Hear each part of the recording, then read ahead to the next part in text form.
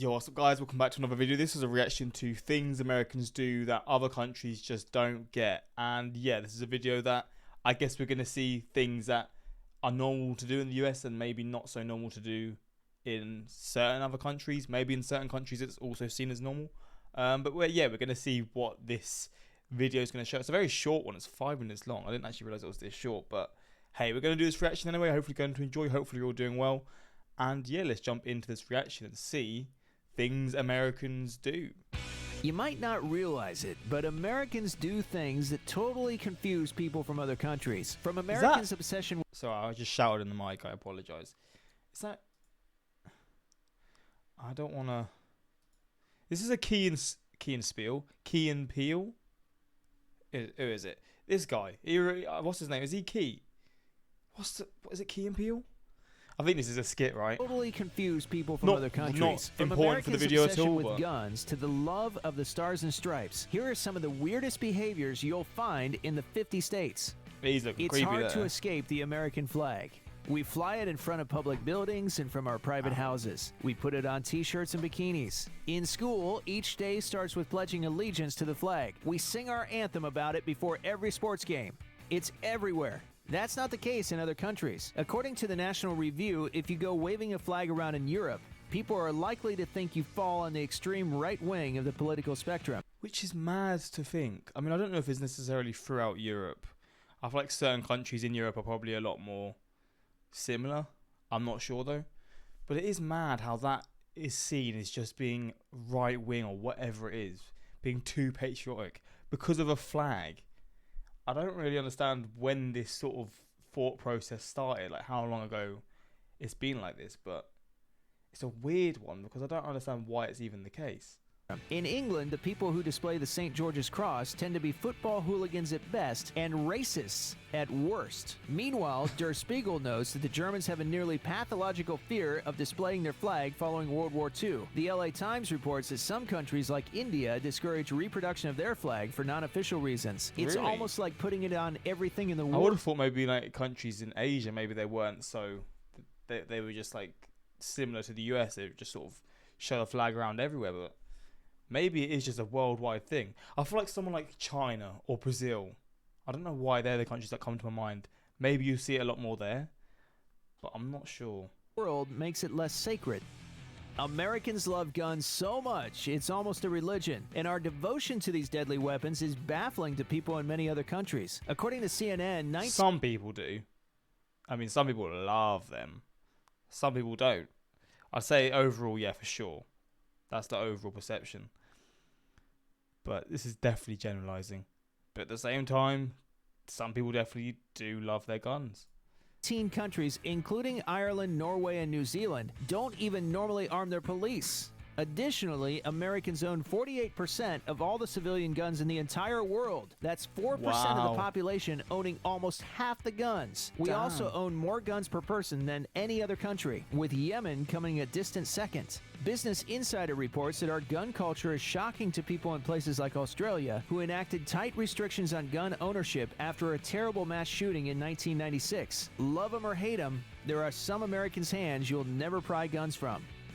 If you are a straight American male, you probably don't spend a lot of time affectionately a lack of male affection touching your straight American male friends. Sure, there are exceptions, like when you pat them on the butt while playing sports. Good victory, guys. Good victory. That is very true. And this is like a sports culture throughout all sports.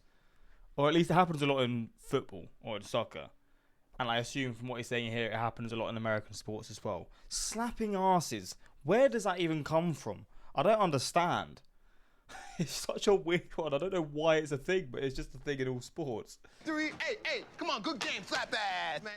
But in general, heterosexual male contact in America is avoided. It wasn't always like that, though.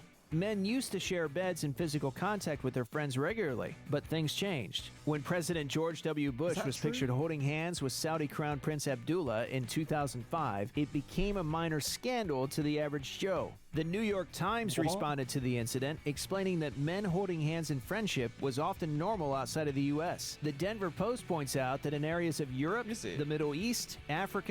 I don't think that's true. Men holding hands is common in these countries. especially in Europe or the Middle East. I don't know. I could be wrong, but I wouldn't have thought that's a thing. In South America, men greeting each other with a kiss or 4 on the cheek. Yeah, I guess maybe the sort of the cheek kiss thing, that is probably quite true. But I don't think that's really affection. That's just their way of sort of saying hello to someone and meeting someone for the first time. I guess you could say it's affectionate, to be fair, but... Is expected and polite. In short, it doesn't seem like male friendships in the United States are that strong to people in other countries. What? Did we just become best friends? Yup. Do you want to go do karate in the garage? Yup.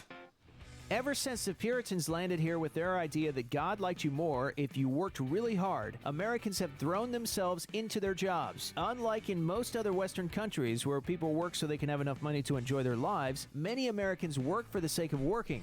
And foreigners are appalled by it. According to CNBC, the U.S. is the only advanced economy where workers aren't guaranteed any paid vacation days. A quarter of private sector workers get no paid time off. Compare that to somewhere like Sweden, where they get 5 paid weeks off a year. Even when Americans do get those precious vacation days, they don't take them. Best Life found that 52% of U.S. workers don't use all the time off they earn, letting 705 million days of relaxation a year go to waste. It's why burnout is a bigger problem in America than in other places. Well, something I found out, it's not about America, I don't actually know how true it is, but in Japan, say because the work culture is like this on steroids, it's a different level. And I feel like if someone wants to leave their job, they have to like hire someone to do it, because it's such a, not like a strict thing, but they're just so funny about it, I guess. They have to hire someone to help them lose this job, with, like, so they can get another job or whatever it is. I think that might be true, but I heard it before and I don't know how true it is, but it sounds possible because of how intense the work really is. Business Insider also noted that Americans barely take breaks during the day, and only 20% of them even bother to eat What is this film? What the fuck? lunch away from their desks. No wonder Americans are 36th in the world when it comes to job satisfaction. Excuse me, Paul. Your wife is on the phone. It's an emergency. I'll get it later. We have important work to do. If you grew up in America, you probably railed against the injustice of the drinking age at some point in your teens. College is pretty inconvenient when you have to befriend someone older than you to buy your booze for 3 years. And when it comes to legal drinking ages, America is absurdly strict compared to most of the rest of the world. 21 is pretty much the oldest you have to be to drink anywhere. More than 65% of countries let people drink at or before 18. In Are they kids doing shots? Antigua and Barbuda, a 10-year-old can legally have a beer next to you at a bar.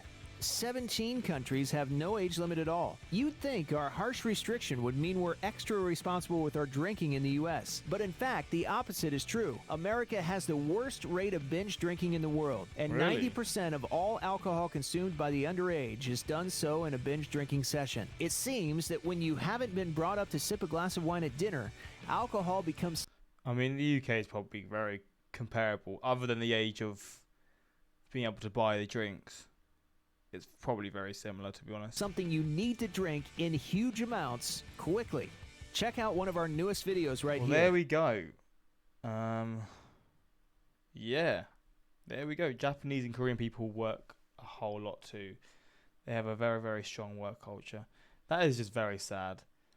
Americans own 48% of all guns in the world. That's rookie numbers. We really need to bump up those numbers. I live in America and the stuff we do confuses me. It's always healthy to let kids learn how to drive before they learn the effects of alcohol. Really lets them understand how those two things are not related at all. I guess. To be honest, I don't get it. Why the hell do they still use outdated measurement system called imperial system? I mean, that's the weird thing about me. I sort of I know the imperial system and the metric system. I sort of take bits from each, and I don't understand why. I don't get it because I live in the UK. I don't know how that's happened, but I guess it's just through parents and stuff. But yeah, hopefully you guys enjoyed this reaction, and until next time, like, subscribe, and peace.